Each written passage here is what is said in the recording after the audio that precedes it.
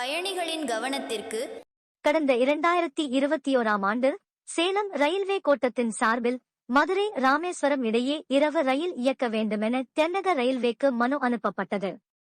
இதேபோன்று மதுரை கோட்டத்திலும் மதுரை கோவை மற்றும் கோவை ராமேஸ்வரம் என இருந்த 2 ரயிலை மதுரை ராமேஸ்வரம் என ஒரே ரயிலாக இயக்க வேண்டுமென தென்னக ரயில்வேக்கு மனு அனுப்பப்பட்டது. 100 ஆண்டுகளுக்கு முன் இருந்த சேவை தற்போது இல்லை. எனவே இந்த சேவையை மீண்டும் துவக்க வேண்டுமென ரயில் பயணியர் எதிர்பார்த்து காத்திருக்கின்றனர். இதுகுறித்து கிணத்துக்கடவு ரயில் பயணியர் சங்கத்தினர் கூறியதாவது: மதுரை கோவை இடையே செல்லும் ரயிலில் பயணியர் எண்ணிக்கை அதிகரித்து வருகிறது.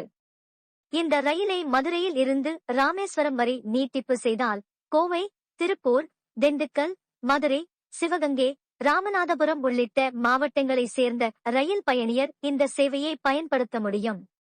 மேலும் ராமேஸ்வரம்